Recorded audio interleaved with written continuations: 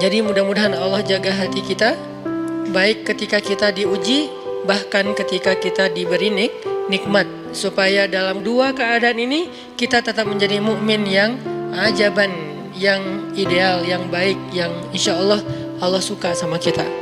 Kalau diuji sabara fakana khairallah, kalau diberi nikmat syakara fakana khairallah. Kalau dia diuji dia bersabar, dan itu kebaikan untuk dia.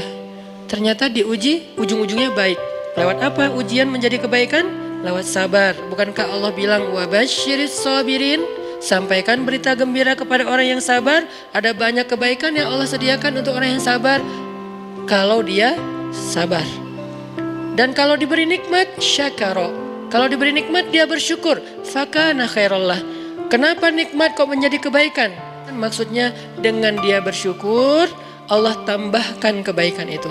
La in syakartum la azidannakum. Jadi orang beriman itu kayaknya hidupnya tuh harusnya sih nggak ada bete-nya.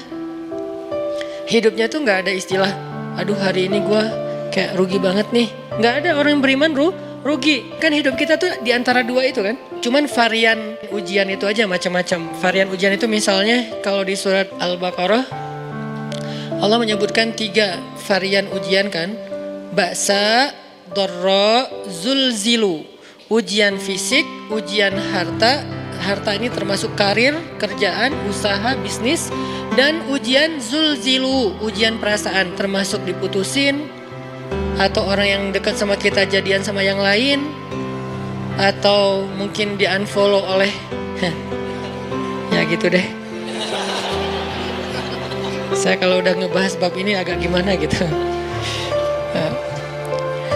Jadi 3 varian ini masuk kategori apa? Masuk kategori ujian. Tetap aja 2. Kalau nggak ujian nikmat. Antara 2 itu nih. In asabathu sarra syakara wa in asabathu dharra sabara. Udah gitu aja. Dan nanti bahkan sampai ayatnya gini. Alladzina yunfiquna fis sarra'i wad dharra. Orang yang tetap beramal soleh lewat hartanya dalam keadaan dia berkelebihan atau dalam keadaan dia kekurangan. Itu mukmin, keren banget gitu. Dia tuh nggak pernah kehilangan kesempatan berbuat baik. Baik beramal soleh ketika dia dalam keadaan dikasih nikmat, maupun beramal soleh ketika dia dikasih ujian, tetap aja beramal soleh. Contoh yang ayat tadi, yunfikuna fis sarra, berinfak dalam keadaan sarra, dalam keadaan bahagia, senang, lagi dapat untung gitu kan. Ataupun yunfikuna fid dharra, tetap berinfak walaupun dia dalam keadaan dharra, dalam keadaan susah, dalam keadaan dor itu kan bahaya. Ini kalau saya infak nih bahaya nih buat saya nih. Kalau saya kasih nih saya kayak nggak ada tabungan buat mahar nih. Kalau saya kasih ke dia, terus saya gimana? Gitu kan? Ini dor banget nih, bahaya banget nih. Tapi dia tetap berinfak. Siapa yang mencontohkan hal seperti itu? Selain pastinya Rasulullah udah gak diragukan lagi. Yang jadi kayak simbol berinfak walaupun dia butuh.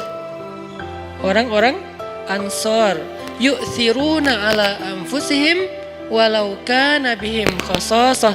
Mereka mendahulukan orang muhajirin atas dirinya sendiri, walaupun sebetulnya dia juga butuh kepada kebaikan itu.